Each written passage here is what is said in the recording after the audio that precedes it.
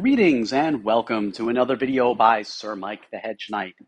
We have had some very major changes to the summoning system in the game. So I wanted to go through the new summons that are there. You'll see on this screen under some of them how long they'll be there. 350 days. Sounds like a long time. Sounds like they're going to be here. They are here to stay unless they make some modifications or some tweaks. So I want to talk about what changed. We'll go through each one very quickly. I'll offer my thoughts as to pros and cons, some things that I think people should be aware of, because it is very different from the system that we had previously. The Grand Summon tokens, which are the purple tokens that are more common, so therefore to me of slightly lesser value than the green Splendid summon tokens. Prior to this update, they were only, unless you're looking at a special summon, like an anniversary event. We will have a Harvest Festival upcoming, supposedly at the end of this month, so perhaps there'll be a use there, but typically, the only purpose those purple summon tokens had was for what I like to call the daily color summon. Every day, one of the 5 colors in the game was featured. The summon would appear for 24 hours. They used to feature 2 legendaries. A couple of months ago, they updated it to 4, which made it a little bit tougher to focus on particular characters. And you had a selection of those 4 legendaries using your purple summoning tokens. If you missed, let's say you were chasing Ned Stark, you wanted the blue summon, you just missed it, well, it's back in 5 days. It was on a 5-day rotation. There are 5 colors in the game. They were available for 24 hours at a time. That is no longer the case. So what they did is they took those 20 characters, so remember, 5 colors, 4 legendary characters per color. If I'm not mistaken, all 20 of those characters that you were previously able to acquire by using your purple Grand Summon tokens will still be attainable using your purple Grand Summon tokens. And one of the good things they did is they did add, I believe, to each of these 2 Grand summons, the Sigil and the Standard. To each of them, they added 3 additional characters that previously you were not able to get using purple tokens. So that, and we'll talk about the characters as we go into each one, that I think is an upgrade, because we have tokens that are more common, a little easier to get, especially if you've been progressing through the tower. You can get a lot of them at the tower between levels 25 and 75 in the tower. Every other level, you're getting a purple token. That's per tower. There are 4 towers. A lot of purple tokens to be had essentially every 5 weeks. It's each month, and then they take a week off. So let's jump into each one. Let's start with the Sigil. There is a roughly 8% drop rate, which I believe is what the drop rate was using, or what I call the daily color summon prior to this massive overhaul of the summoning system. And there are 13 legendaries here. There'll be 13 in the standard we will see as well. So again, there are now 26 champions, legendary champions available using purple summoning tokens. Previously it was 20. So they added something. So who did they add? Let's start with that. Let's start with the good. Peter Baelish, Ygritte, and Yoren.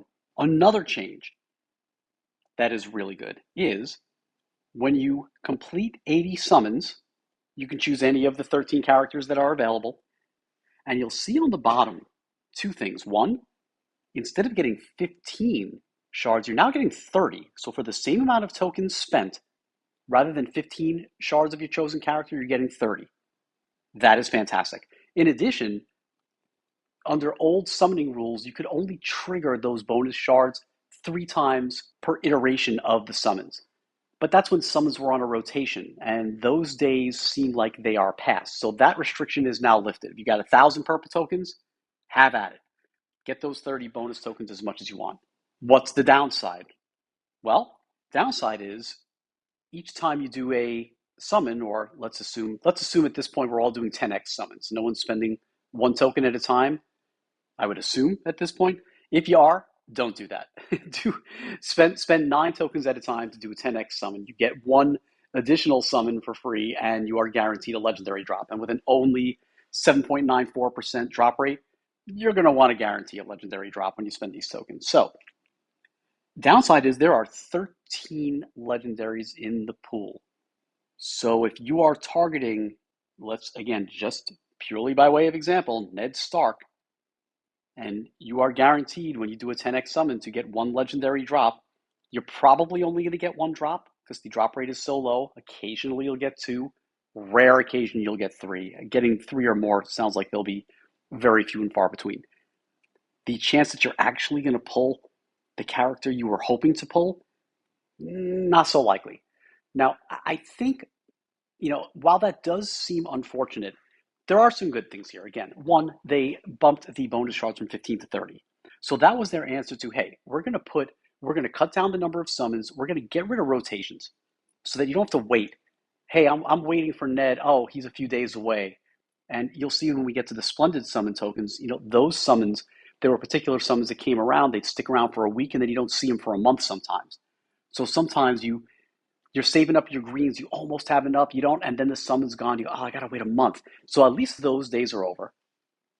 The summons are now here for the next 350 days. So they're here basically permanently. That's good. And to make up for the fact that they've sort of diluted the pool and that you don't really know who you're going to get outside of your 30 bonus shards, that's how they made up for it. They said, instead of giving you 15, we're going to give you 30. So you can kind of concentrate on one. But the downside is there might be a lot of characters here you're not interested in. They don't really help your team. They don't really help your roster. You don't really have a place for them. And what if in the course of pursuing your 80 summons to get your 30 bonus shards, you get a whole bunch of characters you do not want? So now that was possible under the old summons as well. But when there were only 4 legendaries in the pool, you'd say, okay, well, on 1 out of 4 pulls, probably get the person I want. Well, now it's like 1 out of 13 pulls. So not thrilled with that. Off the top of my head, I don't recall the minimum number of shards. I think it was 3 in this summon, and it is now 5. So perhaps it was 5. I believe it was 3. Pretty sure it was 3. And now you're going to get 5, 10, or 15. And if you look at these percentages per character, the 10 and the 15, if you combine them, are actually more frequent than the 5. So you should see some 10s and 15s. One really nice thing about this, and we're going to take a quick look at the standard as well. In fact, let's hop into the standard. And in the standard, the legendaries that they added that you used to not be able to get with purple summoning tokens are Melisandre, Grey Worm, and Barristan Selmy. So one thing I think that's really good is this. Again, I believe they upped the minimum number of shards. They probably also increased the frequency with which you get more than just the 5, more than just the minimum. And they doubled your bonus for 80x summons from 15 to 30. Why is that important, even if it's not your primary team? Well, a couple of weeks ago, we started Alliance Wars. And for those of you that have participated in Alliance Wars, you will know that you need 4 teams. And if you're an F2P, free-to-play player, or you're a light spender, chances are you don't have 4 really solid teams. So one of the nice things with these summons and the green token, the Splendid token summons that we're going to talk about next and spend a little bit of time on, is it's really going to help you round out your roster. So whereas in the past you were saying, okay, I want to focus on my greens team. We like the way, or I want to focus on my Starks. Okay, I need Ned. Ned's available in the blue daily color. Let me pound all my tokens there. You're still going to be able to focus on particular characters. However, when I said before, you're going to get a bunch of characters that you didn't really want. Maybe you didn't want them, but you actually did want them, but didn't realize you wanted them because you're going to need them. Because the more shards you get, the better your ability to fill out 4 competent teams with some synergy that will aid you and your alliance in Alliance Wars. Now, if you don't participate in Alliance Wars, you're thinking, okay, this is terrible. I'm going to get a bunch of Ario Hota here, and I don't want him. I'm going to get a bunch of Kragas Draw here, and I don't want him. Okay, yeah, that's true. But I think I have the feeling that part of their thought process was we have to get the the bulk, the whales have everyone, but the rest of us had one good or good enough team, and then a second team that was like okay for an event maybe, and then after that it was kind of slim pickings. So I think that was part of the thinking: is up the drop rate, double the bonus shards, so that people can still sort of concentrate on a particular character that they're chasing, but help people fill out their rosters so that they can be competitive and enjoy the Alliance Wars. So that's what we've got for the purple tokens. There are 4 summons now for the Splendid summon tokens, the green tokens. And these summons are the crown, the sword, the throne, the seal. Let's hop into the crown. Like we saw with the purple summon tokens, when I click on the little Alistair head here, lower right, 30 shards instead of 15. Fantastic. Really happy about that. Now, drop rate 8.1%. I think the green Splendid tokens in the past, I think the drop rates hovered around 10. So a little bit of a slight nerf here where they dropped it to around 8, which is similar to what the grand summoning tokens are. I'm not exactly sure why they did that. Again, in a 10x summon, you are guaranteed to get 1 drop, but the lower the percentage, the less likely you'll get multiple pulls from a 10x summon. So a little bit unfortunate. One of the fantastic things they did, look at that minimum number of shards. 15. Every 10x draw you do, you are guaranteed to get one of these 15 champions. Now, 15 is a lot. There's more in these pools than in the purple. But when they said in advance that the minimum number of shards is going to be 15, I said that's a typo. It's going to be 5. There's no way for 9 tokens I'm getting 15 shards. Like that's just, I used to get like 3 and sometimes 5. I was happy when I got 5. And now we're getting 15. So yes, it's a little bit of a diluted pool. Yes, that random draw may not be a character that I was pursuing, but maybe it is. Or maybe it is a character that will help me in Alliance War. And by getting, like, 15 is a free unlock if you haven't unlocked the character. And again, bringing this back up, now the percentage chances decline pretty sharply, but there's a 20 and a 30 and a 45. Chances are you're mostly going to get the 15 if you look at the numbers here. Once in a while, you get a 20. A member of my alliance did get the 30, and I think got the 45 as well, which is really, really lucky. So that's congratulations. So, but even the minimums of 15 is I think is a really good improvement. Really going to help people round out their rosters when they spend their hard-earned Splendid summon tokens. When you do an 80 summon, you're still going to get 30 shards of the character that you target. And along the way, if you do 8 10x summons on the way to that, getting that 30 bonus, and you got the minimum of 1 legendary per 10x, that's 8 legendary pulls, 15 shards, that's 120 legendary shards. Really, really good addition. So what do we not like? One of the things we don't like, and we will look at each one, but I'm not going to sit here and read off all the names. But one of the things that I noticed is some of the legendary characters available in all 4 of these new Splendid summon token summons, every one of them has got a good number of legendary characters that are also available using the less valuable and more common purple grand summon tokens. I didn't expect that, and I wasn't happy about that. And keep in mind, it doesn't mean those characters are inferior. It just means that over the course of play, if you're an F2P or you're a light spender, over the course of play, you're going to accumulate a lot of purple tokens and an okay amount of green tokens. So the green tokens to me are more valuable because they're a little bit more scarce. So one of the things I had in previous videos, one of my tips to people was, hey, if you're looking at a summon and the summon has a character you want, but in that pool, there's also some characters that are available using your less valuable purple grand summon tokens, that's not a great summon. It's an inefficient use of your tokens. Well, now they've sort of made all the green tokens somewhat inefficient in that in all of these pools, and I have the numbers in front of me, but I want to say of the 15 characters, I feel like there are either 6, 7, or 8 are also available using your purple tokens. So they're a lot easier to get. Again, nothing against those characters. Ned Stark's one of those characters. There's a lot of good characters. A lot of good characters there. Theon Greyjoy, fantastic character, fights in 2 towers. will be a little bit easier to get, sure, but I'm sort of accustomed to, hey, when I spend my green tokens, I'm getting specific characters. I don't want to spend green tokens and get someone that I might have already gotten using my, all the purples I've accumulated from the tower. So really wasn't happy about that. So just looking at the crown, there are one, two, three, four, five. So it looks like seven of the 15 characters. That's almost half are available in one of the two purple summons: Alistair, Theon, Ygritte, Yoren, Ned Walder, and Ario. In addition, we found some overlap.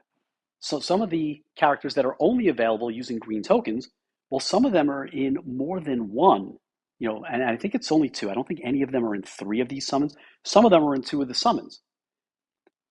So, by way of example, you see Alistair here in the upper left. Let's get out of the crown.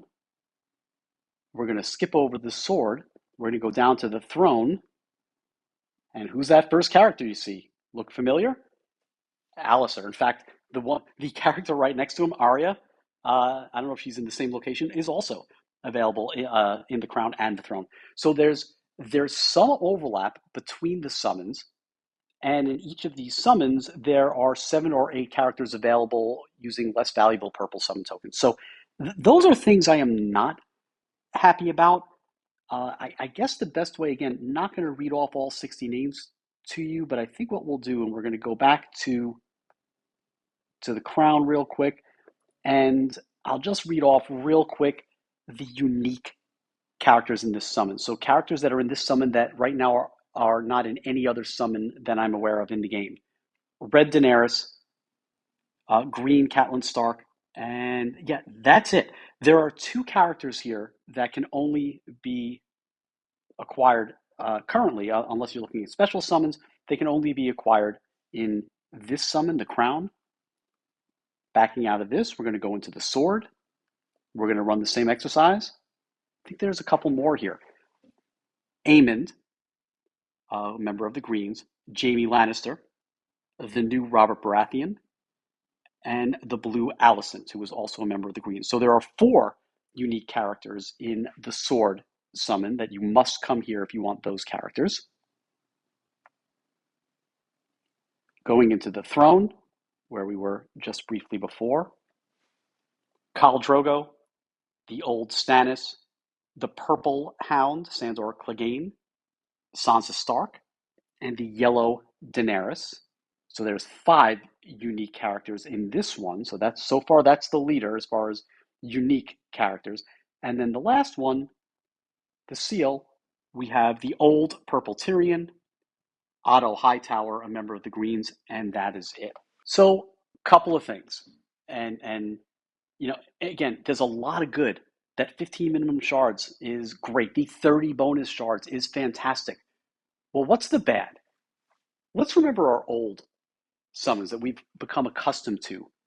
And I never did this particular summon, but I know it very, very well. It was the one called We Light the Way. It was really for the spenders because it focused on the Greens family.